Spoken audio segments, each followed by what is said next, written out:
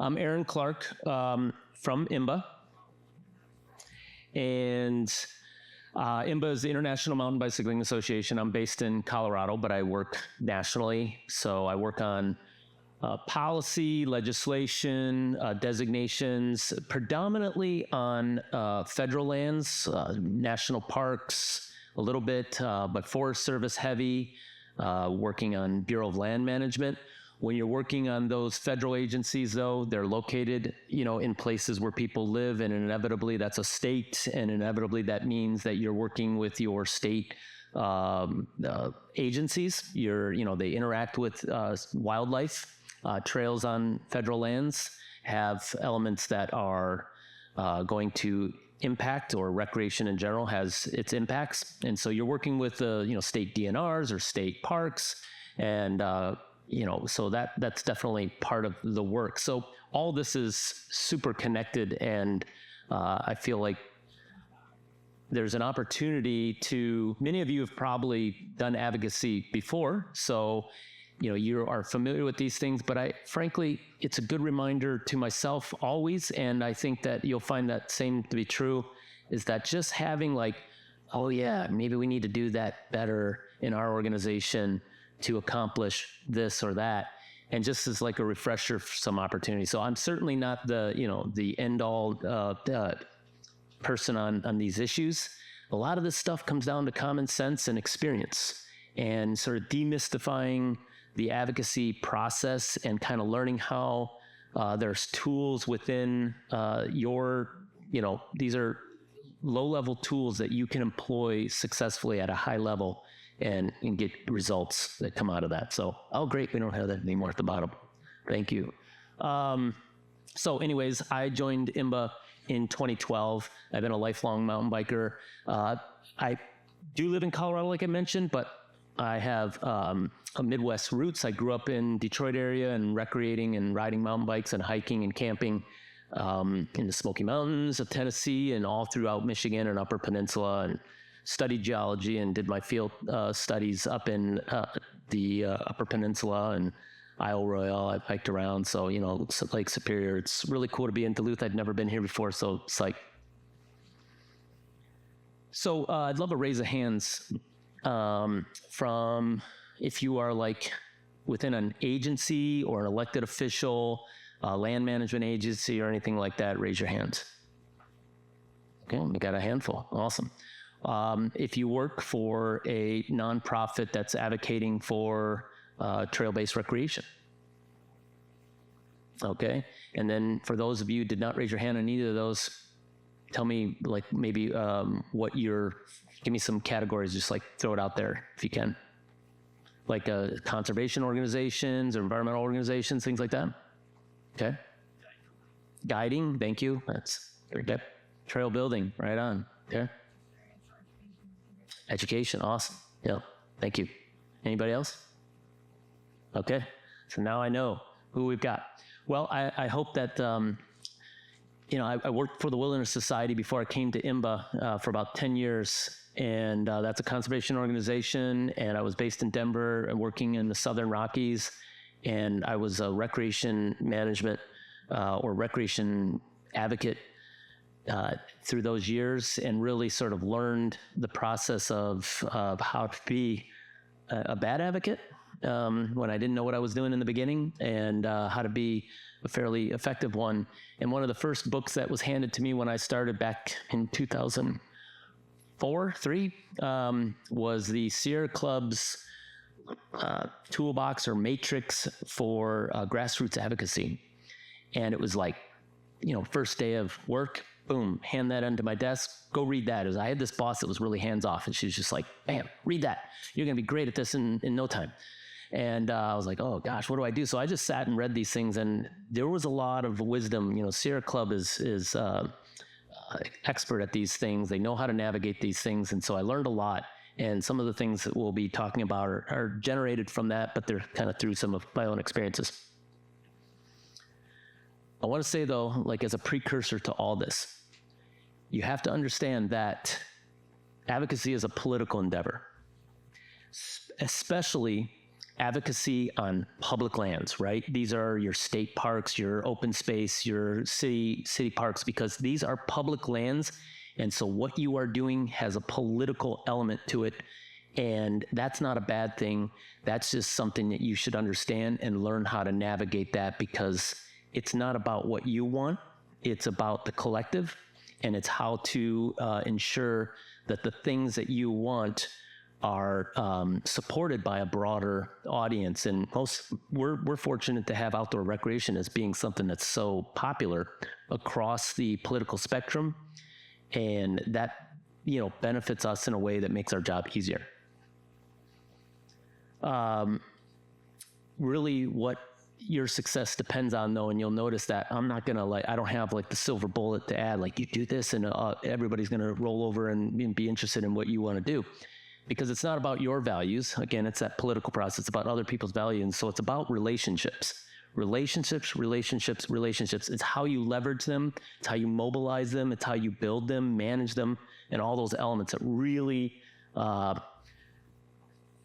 aid in how you are able to move this forward. You can swim upstream, you can paddle up a river, but it's a lot more work.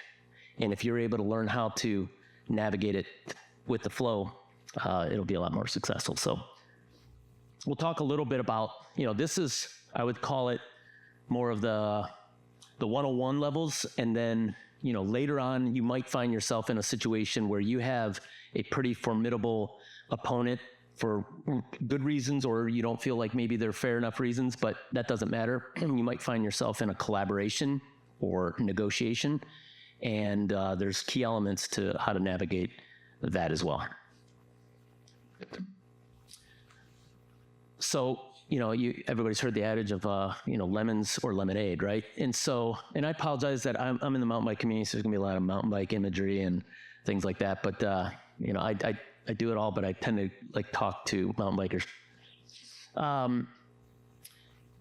We can take situations that we might read as being lemons, like there's threat to an open space, or the cemetery is going to sell the land, and now you're looking at losing a trail connection or something like that, or the golf course is closing, or maybe it's not, and questions like you can say, wow, this is a bummer.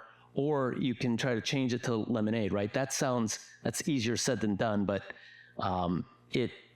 you have a choice. But if you don't have all the ingredients, it's hard to make lemons taste good, right? So you need some extra components here to make your situation function in a way that's gonna turn out well. All right, so if there were training, are you guys able to hear me okay, just like this? Or do you prefer that? Okay. So if there were training outcomes or objectives of this talk, I would say that these would be the three key things. If you're proactive, it's more likely to lead to a positive outcome. If you're in the reactive mode, things are coming at you, you're not prepared, that's when things turn negative. That's not always the case in these situations, but it's largely the more proactive you can be, the more positive the outcomes, the more positive you can be in your delivery, and therefore, you'll have a better outcome. Relationships. That's whether or not it's relationships within your own organization with your volunteers and your members, but it's also the relationships with the decision makers, your land managers, your elected officials, and the relationships with people who don't share your interests, people who actually oppose the things that you're trying to do as an organization or your objectives. You need to have relationships with them, and they need to be developed proactively. Lastly, you got to navigate that collaboration in ways that are you're not going to get rolled. There's opportunities. Oftentimes there's a power struggle in these situations. You might have an entity that has a lot more political capital or connections, and you might think of yourself as just David and Goliath kind of scenario where you are really up against a big animal. Maybe it's an extractive industry or a big industry. having a relationships prior with that and knowing how to navigate that collaboration process or entering one that's fair and in a way that can be long-lasting outcomes is super critical. All right, so like I said, it goes a long way to have a little maintenance to your, or regular maintenance to your relationships. All right, here's where we get into some of the deeper parts. So this slide really is just, throwing it all out there. I'm not going to read this, but if you are developing your relationships when you need them, it's too late. You need to have them long developed. You need to understand those people's concerns, those people's interests, and be able to mobilize and leverage them when you need them. And they want to do that because they have a rapport with you and a relationship. And so getting to that point is sort of mission number one for any organization that's going to be in advocacy. Get out there, start developing those relations. Don't just walk in and try to present your values to somebody else, but understand their interests, understand it, and start to develop a bigger tent for your interest. And don't ignore the people that disagree with you, because just understanding the needs of them will help you address them in the process.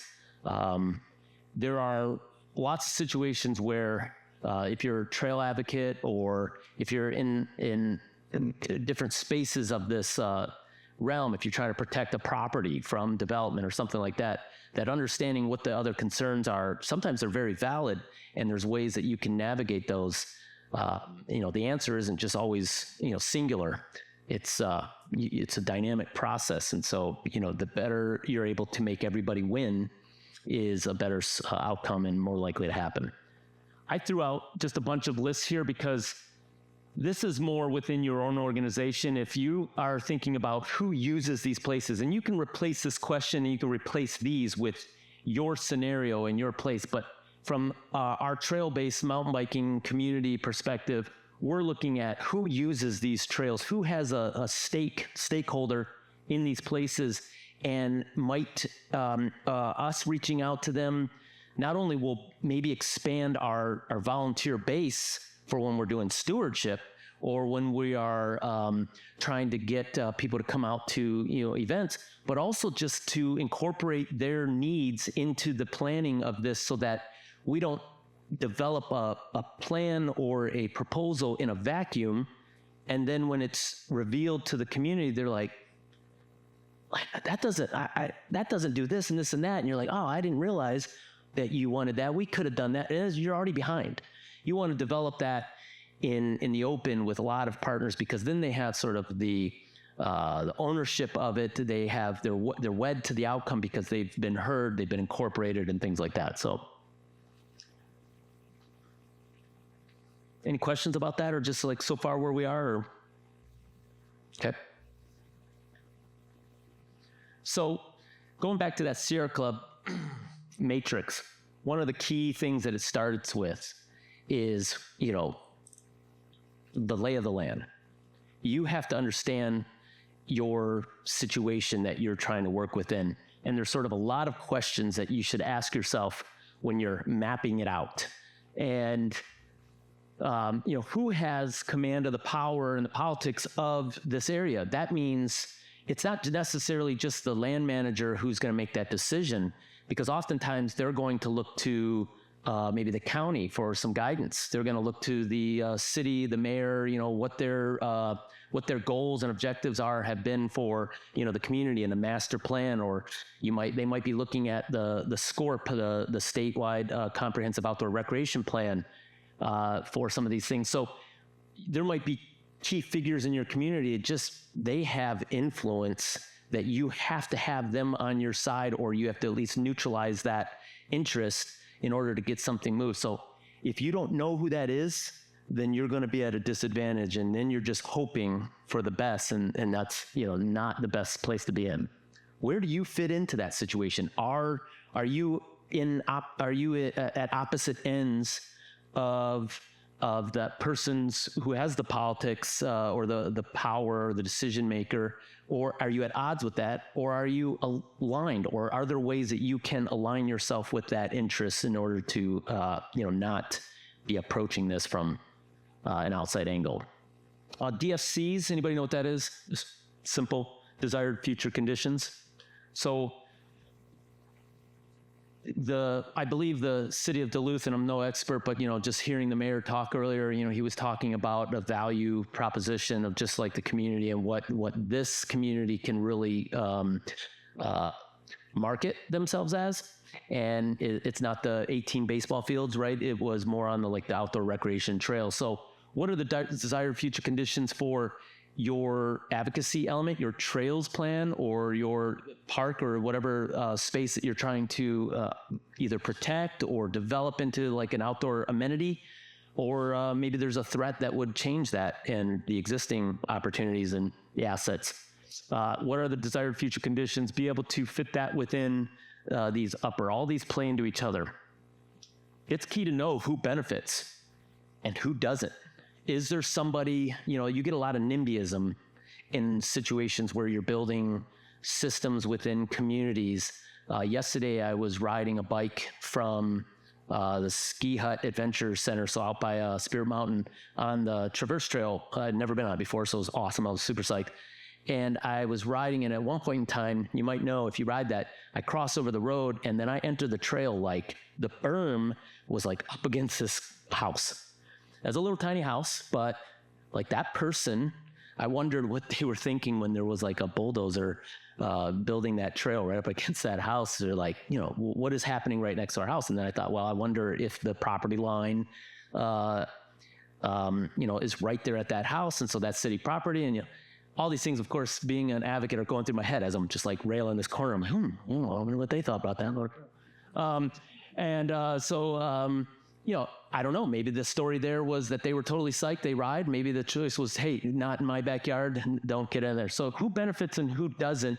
Understanding the dynamics there can help you start to think about how you're going to talk about this. Maybe reaching out to somebody ahead of time and showing them like what your goals are and, understanding their concerns. Well, I don't want you to be here and do this, or, the environmental concerns. Let's stay away from this area because there's a critical habitat. Okay, we can do that. We can go up over here. Is that good? Yeah, that ridge is much better than down in that riparian area, whatever. And, people go into these things sometimes thinking they're going to get everything. They draw out their Christmas lists of the trails that they want, and man, they're going to die on that hill. They're not giving up any of them, every one of them they want. And that's not generally the outcome of a collaboration. That's not generally the outcome of a political process. Look at politics anywhere and it's compromise. And compromise has been, on the extremes, has been given as an idea of like a bad thing. Compromise is how everything gets done. If you have kids, you compromise all the time. Sometimes you're compromised. But that's okay, because if you can do this in a way that's building the trust and the relationships from the get-go, everybody will have sort of, they'll be committed and have skin in the game in the process. So they'll start to want to help each other, because that's a good collaboration, is when you have the relationships and you're looking to celebrate each other's wins, and you feel better about that the person that you entered this with that wasn't in agreement is getting the things that they need now out of this, and so are you. And so like that's the ideal, that's the gold standard of what you want to come out of in a collaboration, as everybody's sort of fighting for each other's interests rather than just their own, because that's not a collaboration. If you're just out there as entities sitting together but you're all fighting only for your own self-interest, it's not a collaboration. That's just a meeting. All right, the deciders, who will decide the outcome? Okay, we've kind of talked about that a little bit. Sometimes this is the land manager, but other times there's other elements and other people. We found, just as an example, in Colorado, we can have the Forest Service totally on our side on a trail plan, moving down the pathway, going through the National Environmental Policy Review. We can have, the money's lined up in the community through some kind of a past referendum. And then you have an entity come in that has sort of a veto power, and that can be, in some situations in Colorado, a bad dynamic with maybe like the Colorado Parks and Wildlife or something like that. And so then you're like, wow, why didn't you talk? And then inevitably I'll get like this call. You need to help us in this situation. Like, it's just all gone south in the last minute. We had everything lined up. We thought everything was going right. And this came out, I was like, well, did you ever like have that meeting with that wildlife agency beforehand? Well, no, we didn't think we needed to, because, the Forest Service, guess what? Like that, they manage the wildlife of the state. So, in that scenario, you need to have that plan worked out with them so that you're avoiding the places that they're concerned about. And once you can neutralize that, so what happens is, they might be able to get to that outcome of working it out with that agency, but what a mess in the process, right? Now you have letters in the local news, you have a lot of anger within the agency about your proposal. You have to start playing catch up on a lot of stuff, and that's resource intensive, that's relationship straining. That's also bad for sort of business in the community when there's a lot of airing of these the grievances in these articles and stuff like that about, mountain bikers not staying on the trails or, maybe disregarding seasonal closures and things like that. Like, that's bad press. If you can work through that stuff before, you can have those conversations. So always reach out to those deciders.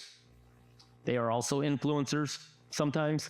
They can reach out to the agency and say, no, we don't approve of this. We won't fund it, things like that. Influencers hold the purse of cash. So you want to be able to get into that part. All right, thinking broadly,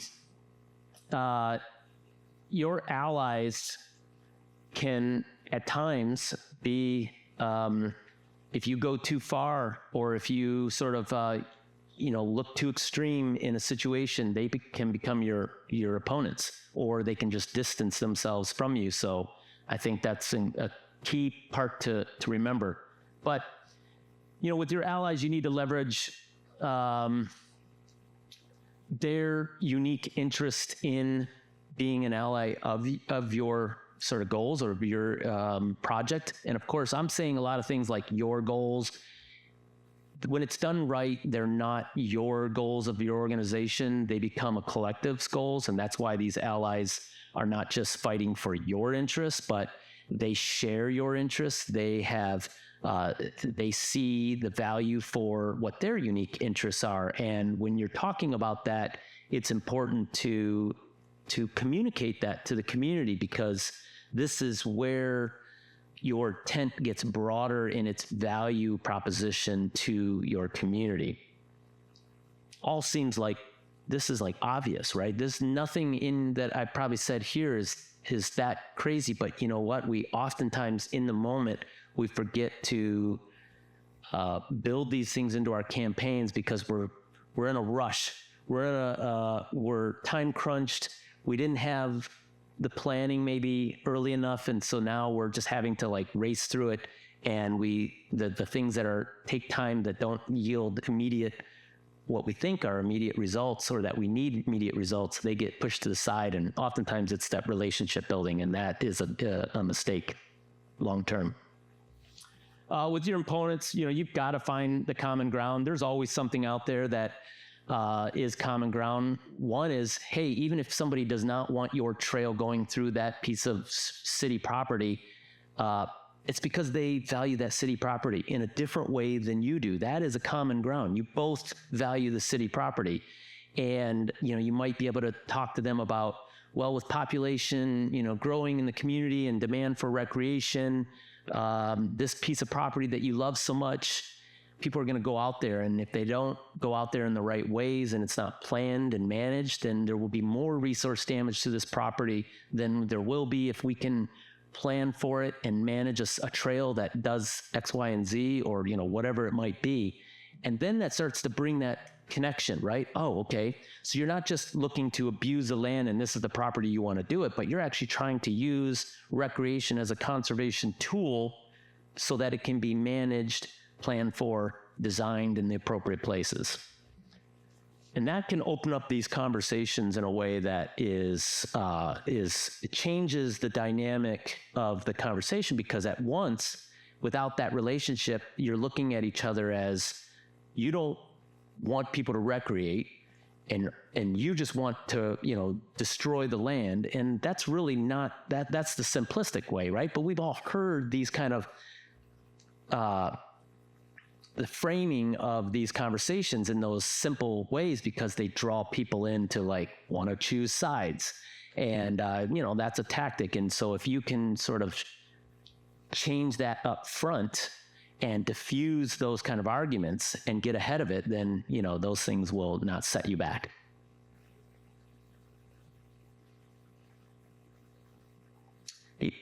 And, you really have to show respect for the people that you're working with in these situations. One, when you're talking about land managers, their jobs are hard. They are not just managing recreation. They've got to manage a dynamic landscape with all sorts of threats and challenges and to it, and a lot of demands within a community to do everything. You can't take one piece of property and offer every type of recreation within it and have it be a viable piece of land. So, I used to, when I was with the wilderness community and I worked on a lot of off-road vehicle stuff, there was a heavy demand for rock crawling in parts, and it was growing, and at least what I was experiencing, it was growing. And there was a realization that if you're looking for that type of recreation, sometimes it's just not going to be possible in that community. And if it's so important to you, you'll either have to commit to driving a distance to where that is, or you'll have to move there. But it's just not going to work in this place for whatever reason. So sometimes you can't have every type of opportunity. You can't have maybe a gravity. So from a mountain biking realm, you can't always have a gravity type trail in a certain piece of property because it just doesn't work for it, or it's not the most appropriate place. IMBA, from a national perspective, we work with national parks a lot. And, national parks are not known for mountain biking trails.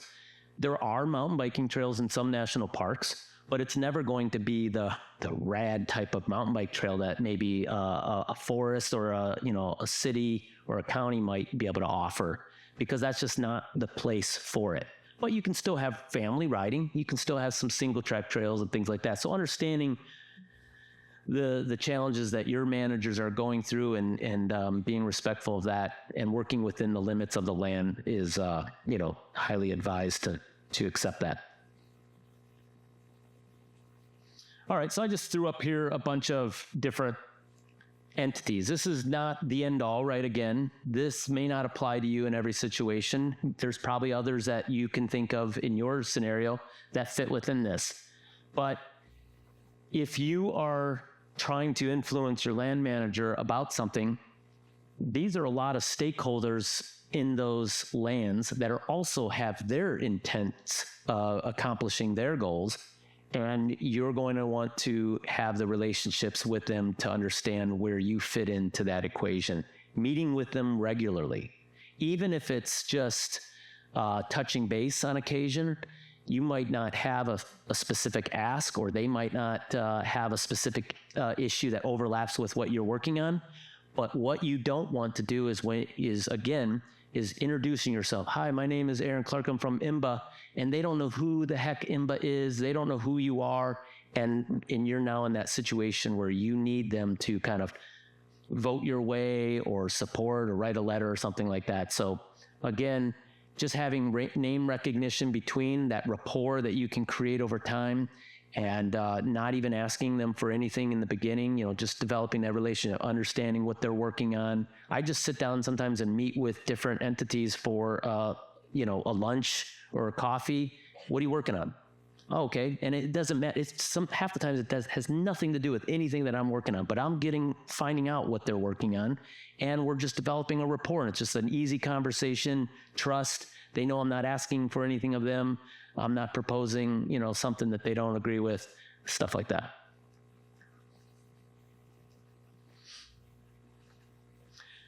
All right, so let's just say now you have your relationships.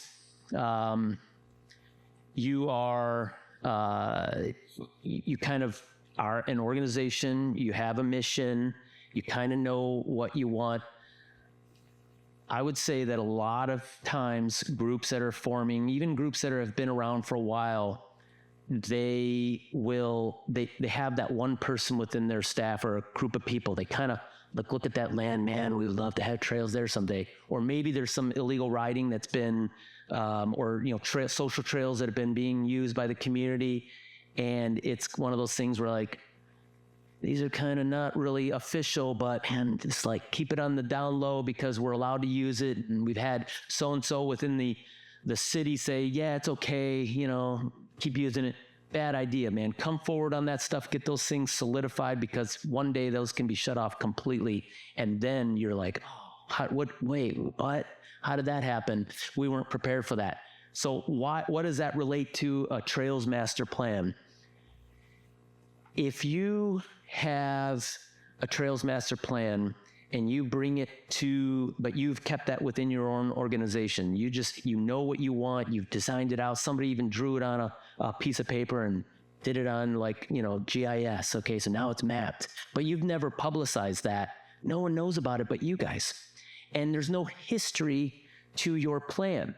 Integrated within the community scope of other master planning within your community, the network of roads and pathways and the golf courses and the other options within the community. So what I tell people is you don't have to be intimidated by this. What you should do is get anything that you have as a conscious plan for a landscape, submit it, get it into the community, get it into the land manager that is, that you're targeting, or multiple land managers.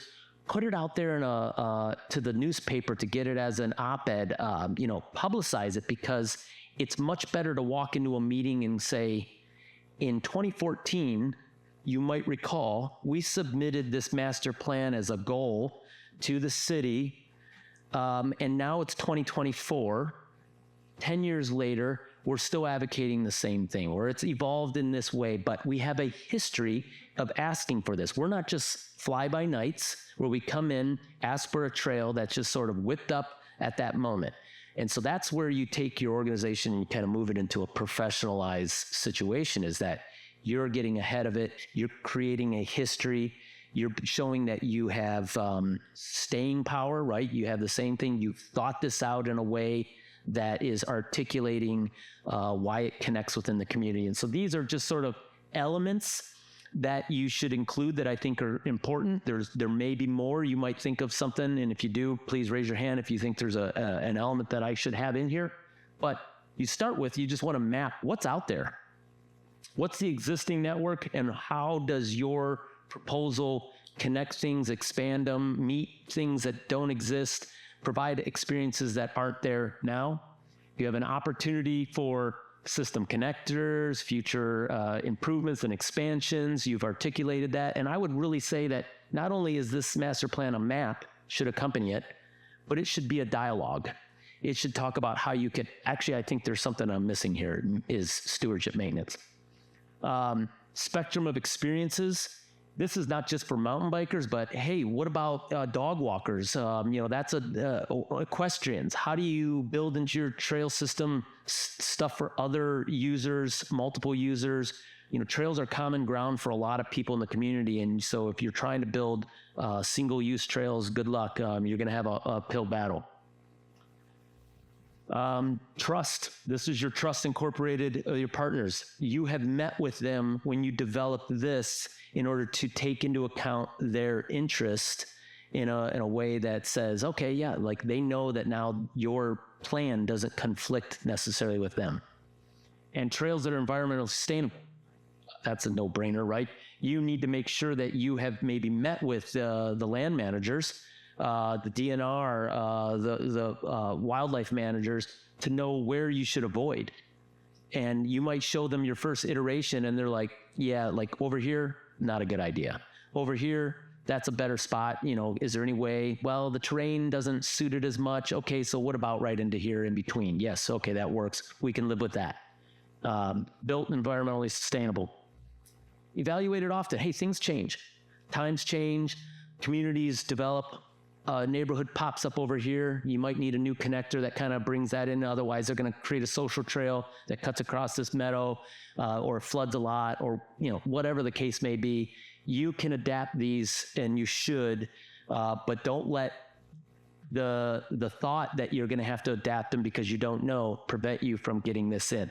Get it in as soon as possible so you have that history like we talked about. SWOT analysis, that's strength, weaknesses, opportunities, threats, right? It should incorporate those things of what your community. That goes back to where you can't put everything in every place. What is your strength? Well, you have this forested land with ravines. What's a weakness? It's not really going to be it doesn't have the topography that makes for a gravity trail or a flow trail. Okay, so that's a weakness, but now now you've identified that, and that's not what your focus of this plan is going to be. And it's got to be realistic and sort of justifiable. If you can't justify why this is needed, or why you believe that this is going to be a system that's out there, that's going to be necessary for the community based on projections of growth or use trends or whatever, then you're going to have a hard time advocating for it. This is a big one. A lot of times managers, when you hand this over and you submit it, or you put it in the paper and publicize it, it looks like you want all this right now. And that freaks people out. And so building into your master plan a timeline for build out, phases, phase 1, phase 2, phase 3. Okay, we're going to start with what we need most, which is beginner trails. And then we're going to, build the next level of trails, or the stacked loop, or, this destination that's a longer place. It would be great, but it's not going to happen right away. We want to first solve this problem within the community because there's social trail development going on here. So that's phase 1. Think about it in the ways that are necessary for your situation. So you provide this, and this gives sort of continuity. This gives a framework, and this gives something to work towards in your relationships and in your negotiations and in all the stages of the planning process. So what are the stages of the planning process? Well, like I said, I work a lot in I think that's the next slide here. Yeah. So I work a lot on the federal planning process, which is NEPA. And, you do have Forest Service lands here, but, these planning processes take on different styles within cities, as you are probably aware. And so this is just, an example. It's not like this is the planning process, but really the next images that I'm going to load onto this are what I'm trying to explain about this process. So, you develop your trails master plan so that you can maybe influence into the planning process that is on the horizon.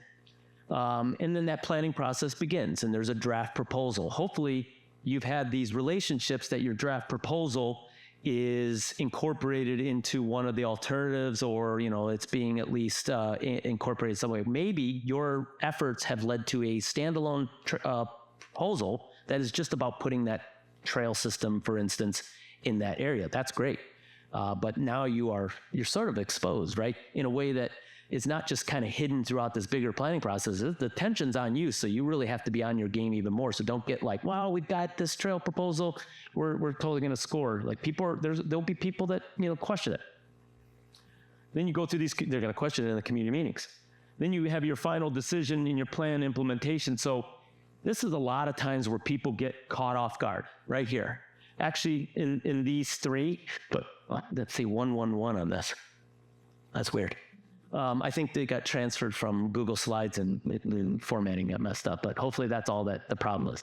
A lot of times I get calls when they weren't aware that this happened or this was about to happen, and it pops out and they're like, whoa, our trails, they didn't do anything that we were thinking about. Well, did you ever submit a trails master plan? No. Did you have any meetings with them ahead of that? No. The list goes on, right? So they got caught off guard, and you don't want to be there. So my first image is, if you are proactive, you're engaged up here. If you're reactive, you're engaged somewhere in these lower spectrum of this problem. And what that ends up being is that's when you're going to start seeing this negative and this positive outcomes. If your relationships are strong, then you're able to be more proactive in sort of having that influence on the overall process. Then you don't have to be so stressed out because you're sort of not in control, but you are helping drive the process because of that proactive nature. That's where you're leading into that, more positive outcome. Your relationships are strong. You're engaged. People are sharing your interests. They're advocating the same thing, but from different diverse voices, different perspectives. You have city managers already aware of what you've been trying to work on, or whatever insert the agency personnel there or the elected official. They're aware. They already see the value in what you've been doing because you've been talking to them over time, and they've had chance to think about it. You provided them with data and you've justification and rationale, and they've seen your master plan since 2014, and they're like, oh yeah, and they're like, this is all good, and nobody freaks out. That's when things start to work a lot better for you. Make sense?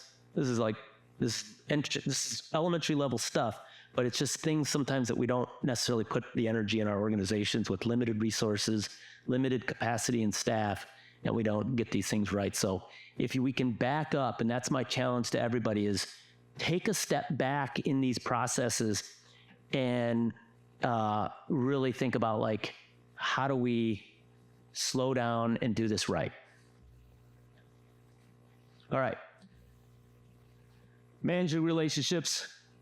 Okay, so your natural allies and your opponents, this is really just within all your relationships. You really need to work on just staying in touch, as we've talked about. This is kind of like a review. Work with your undecided partners. This is almost can play like a political campaign too, as you have your people on the fence, your undecided voters. Work within those. Your opponents, you need to listen and understand. Don't just present them with your values, but understand what theirs are and figure out how to work that in. These next few slides, I'll probably roll through pretty fast. I'm not going to read them to you, but there's kind of three components here. You need to market your relationships, market to them. That's the providing them information, really just providing them with the information that you're working on, understanding that it's a communication process so that you can motivate them. Okay, this goes for volunteers. You need to motivate your volunteers. You need to market to them so that they know what you're working on, what opportunities are. You also need to market and motivate people that are your allies and people that you're going to work to sort of engage in the things that you're doing from their perspective. Help them understand what options they can be plugged into in this process. Inspire them to visualize that outcome so that they want to get there, they see the benefit for them, and they're now adopting your mission within the outcome that you're advocating for within their own interests as well. Mobilizing them, it doesn't matter whether you've marketed to them, educated them, and sort of gotten them involved if you can't mobilize them when you need it. And that's that relationship that you've been developing over the time. So it really comes down to, these are your allies. And so, provide them plenty of time to engage and plenty of opportunities, and so that you're not calling them on the last minute. That's kind of, traditional volunteer engagement.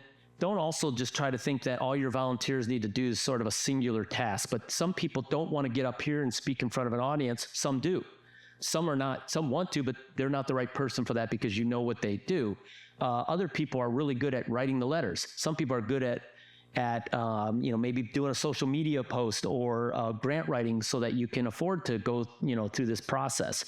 Think about your allies and your community in ways that can mobilize people for diverse uses and really bring that out. Some people are really good at database. They don't want to be anywhere in the public sphere. They just want to be hiding behind a database, but they are cranking that out and helping you, manage your CRM or something like that to really communicate. How much time do we have here? We're getting pretty much out, right? Okay. I'm going to hold off on that collaboration. I just want to find out, first of all, any lingering questions on any of this? Okay? None? Okay. So when you develop a collaboration process, there's a couple I've got 10 of these, so it held the numbers for some reason.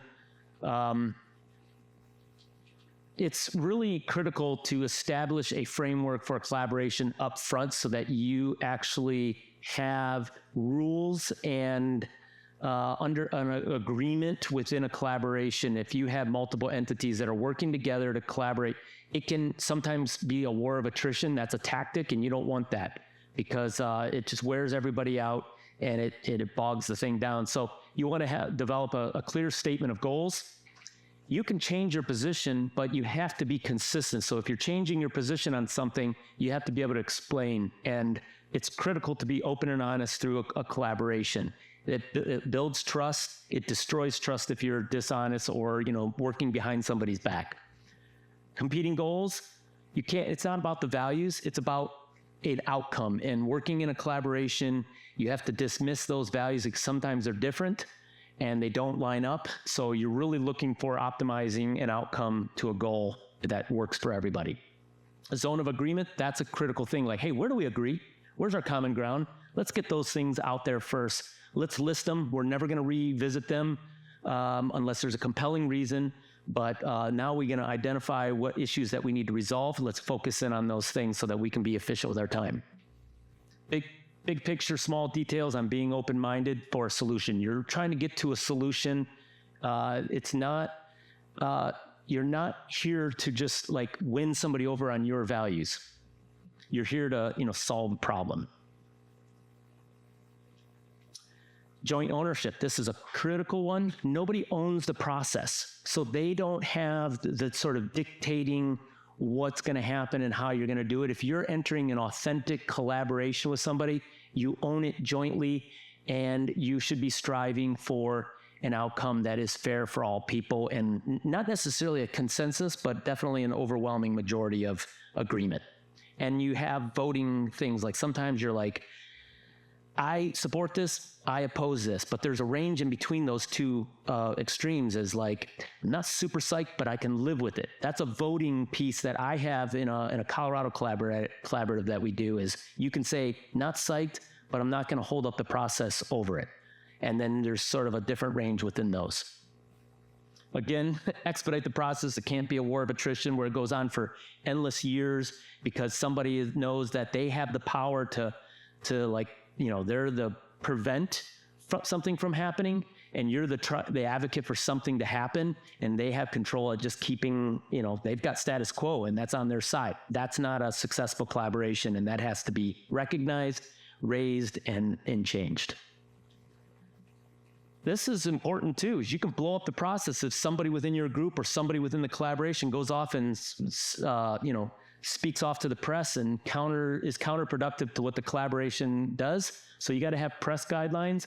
You want to work on these things together, and you want to jointly have like, statements like quotes that go all to the paper together. This one comes from the Sierra Club. This one comes from the Trails group. This one comes from the mountain biking group, whatever it may be. And that gets submitted together and it's vetted so that you demonstrate that cohesiveness, because there's nothing worse than having division within the press, but you've been working so hard on all those other elements.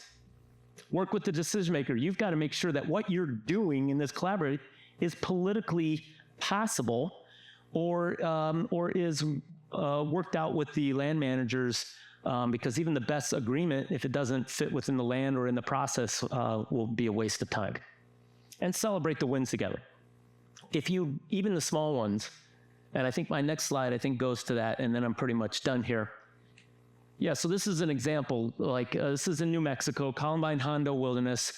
Mountain bikers had some trails in here, but none of them were really that great, and this was being proposed for wilderness.